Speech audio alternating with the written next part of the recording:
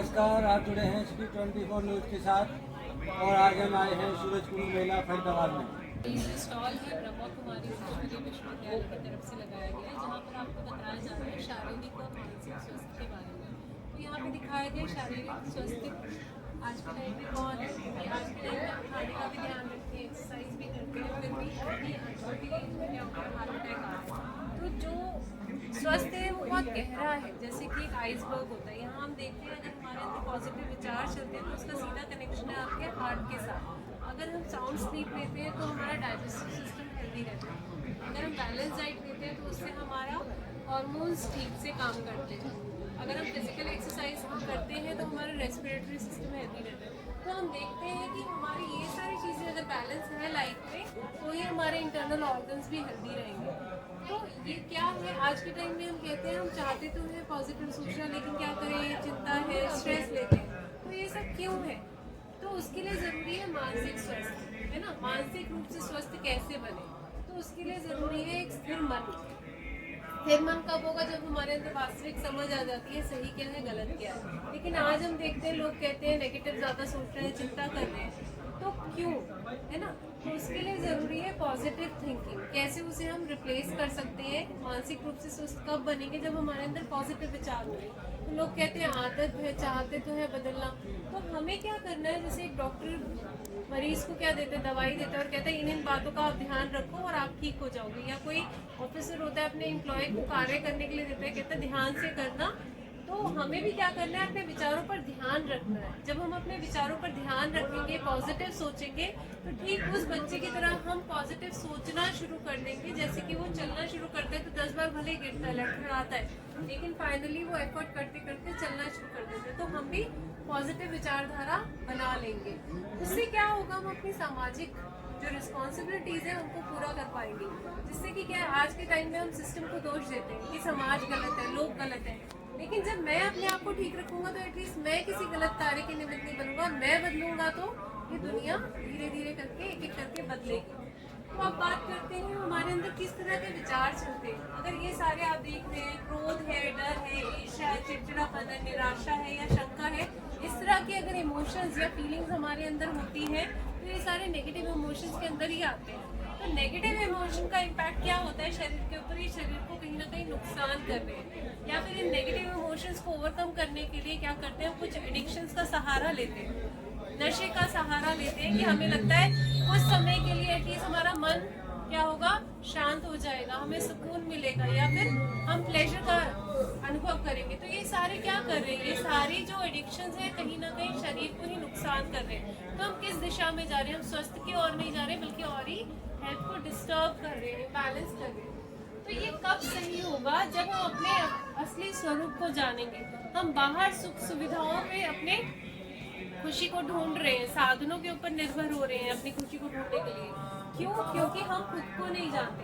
जब हम खुद के स्वरूप को जान जाएंगे तो हमें वो सारी चीज़ें बाहर ढूंढने की जरूरत नहीं पड़ेगी। वो सारी चीज़ें, बहुत सारे गुण और शक्तियाँ हमारे अंदर है। हम कहते हैं हमें खुशी चाहिए, हमें शांति चाहिए।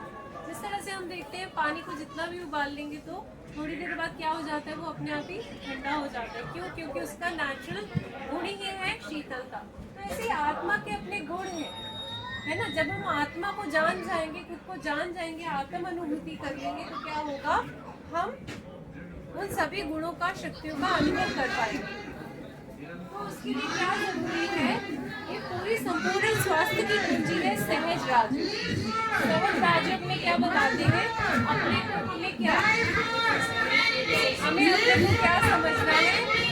हम देखते हैं संपूर्ण स्वास्थ्य की कुंजी, अर्थात हम अपने मन को कैसे शांत और सुखी रख सकते हैं जिससे हमारा तन भी हेल्दी रहेगा। तो यहाँ हम देखते हैं, हम अपने जब खुद के स्वरूप की पहचान कर लेंगे कि मैं एक आत्मा हूँ, ये शरीर नहीं हूँ। तो आत्मा, जिस तरह से शरीर का पिता शरीर जैसा होता है तो आत्मा का पिता आत्मा जैसा है। आत्मा निराकार ज्योति बिंदु रूप है तो उसका पिता भी निराकार ज्योति बिंदु रूप से, जिसे हम भगवान कहते हैं, ईश्वर कहते हैं। जब हम उससे कनेक्ट होंगे तो हमें भी वो सारे गुण और शक्तियाँ मिलेंगी जिसका परमात्मा के लिए हम कहते हैं वो सागर है, सुख का सागर, शांति का सागर।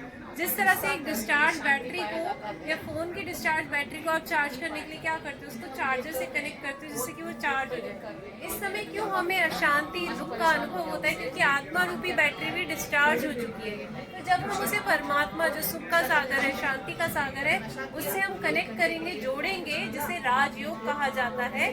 योग अर्थात जोड़ना। तो हम उन सभी गुणों और शक्तियों का अनुभव हम अपने अंदर कर पाएंगे। और जब हमारा मन शांत और सुख का अनुभव करेगा तो ये शरीर भी हेल्दी होगा चाहिए।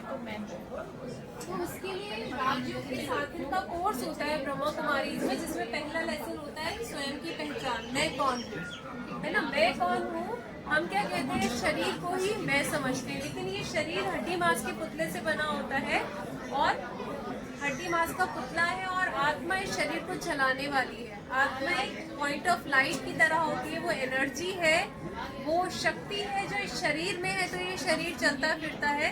अगर मैं आत्मा इस शरीर में नहीं होगी तो ये शरीर किसी काम का नहीं होगा। जिस तरह से एक गाड़ी होती है, गाड़ी की वैल्यू कब होती है, जब उसमें ड्राइवर होता है। तो ये आत्मा भी इस शरीर रूपी गाड़ी का ड्राइवर है। ठीक उसी तरह से जैसे एक कंप्यूटर प्रोग्रामर होता है, कंप्यूटर चलाने वाला होता है, तो वो कंप्यूटर को चला पाता है, कंप्यूटर अपने आप नहीं चलता। इसी तरह से इस सिस्टम को चलाने के लिए भी, इस शरीर रूपी सिस्टम को चलाने के लिए भी आत्मा वो संचालक है जो इस शरीर को चलाती है। तो सबसे जरूरी है स्वयं की पहचान, और उस परमात्मा की पहचान जिसे दुनिया में सब मानते तो है, गॉड, अल्लाह, ईश्वर, गुरु, सदगुरु सब कहते हैं, लेकिन वो सभी आत्माओं का पिता, सभी धर्मों की आत्माओं का पिता वो निराकार ज्योति बिंदु स्वरूप शिव है ना। जिसे कहा साईं बाबा जी ने भी क्या कहा, सबका मालिक एक है। भले धर्म कोई भी हो, लेकिन सबने क्या कहा, वो एक ही है। इस्लाम धर्म में क्या कहते हैं, नूर इलाही, अल्लाह नूर के समान है। जीसस क्राइस्ट ने क्या कहा, गॉड इज लाइट, परमात्मा परमेश्वर कौन है, लाइट है। गुरु नानक जी ने क्या कहा, एक ओंकार निराकार। इसी तरह से सभी धर्मों में उस एक की ही महिमा की है। तो हम सभी आत्माओं का पिता परमात्मा निराकार है, कोई भी देहधारी भगवान नहीं हो सकता। जी, सिटी 24 न्यूज़ में आपका जुड़ने के लिए बहुत बहुत धन्यवाद। Thank you.